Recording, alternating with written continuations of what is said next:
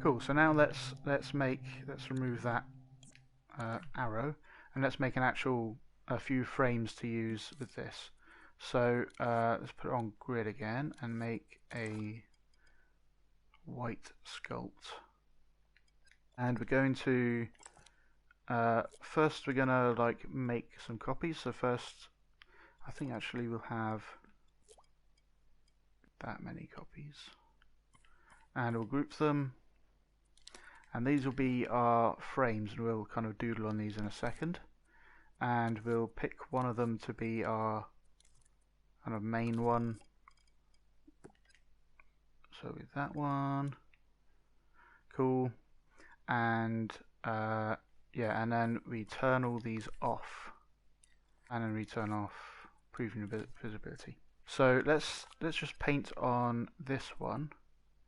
We don't need a grid, but we'll use surface snap, and I'll push the touchpad to be able to get the picker, and then we'll go into the spray paint mode, and we'll just use a sphere, use down to scale it down.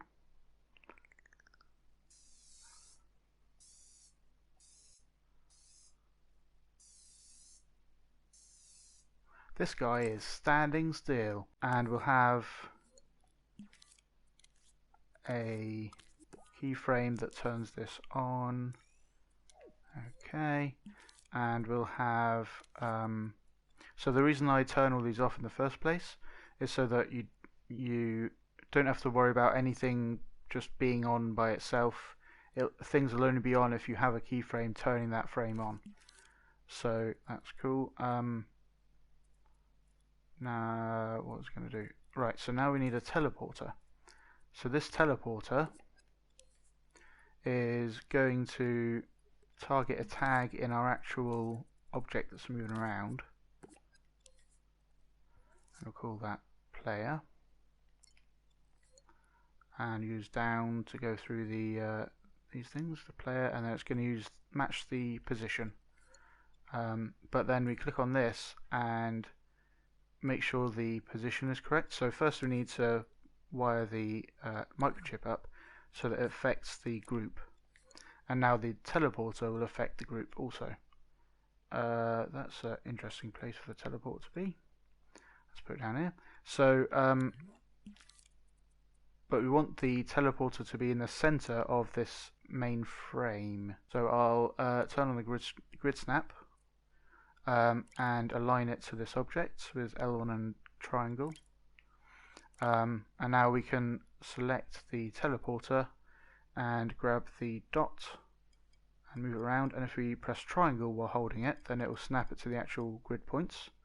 So now just put that like that. There you go. Now it's in the center of this cube, nice and easy. We can turn off the grid. One thing to remember about keyframes is if you don't stamp them directly into a timeline, then they come in turned off so that it doesn't mess things up.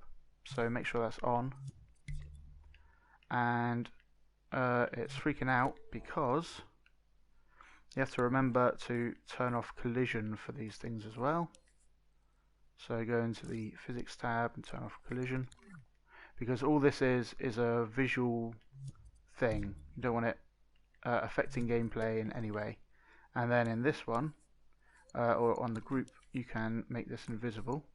So when we play, all you see is the kind of art, quote unquote art of a stick figure man. Yeah, so we've got this, the art working, and it's working just as normal. Cool. And then we can have another one in this one, and we'll have this one be the jump, and we'll have them all default to looking right. So let's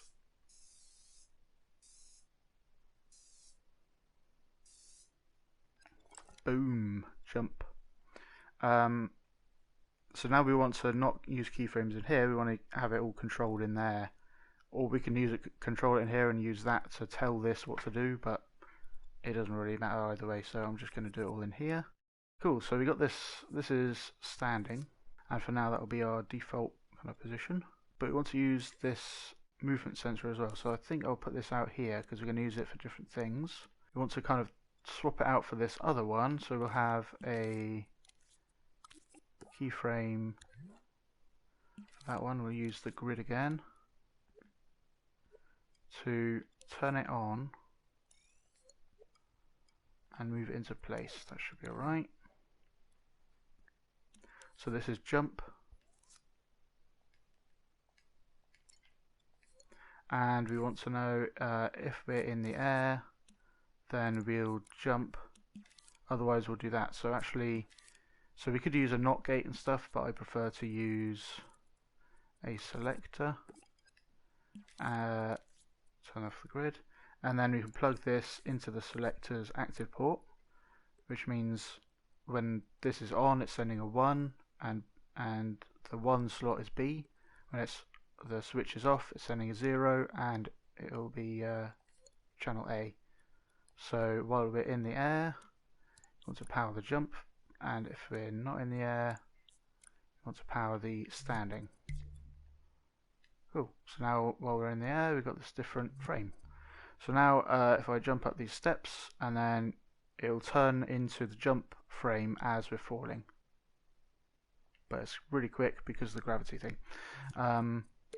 But this is kind of the I don't know if it's technically procedural per se, but it's a procedural kind of methodology to it, where instead of saying, oh, we've pressed X, so we'll make it into the jumping pose until you hit the ground, and then we'll change it to the standing pose.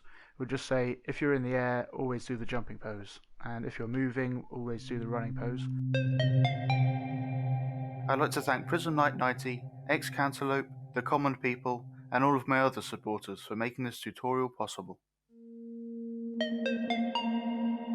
Thanks for watching.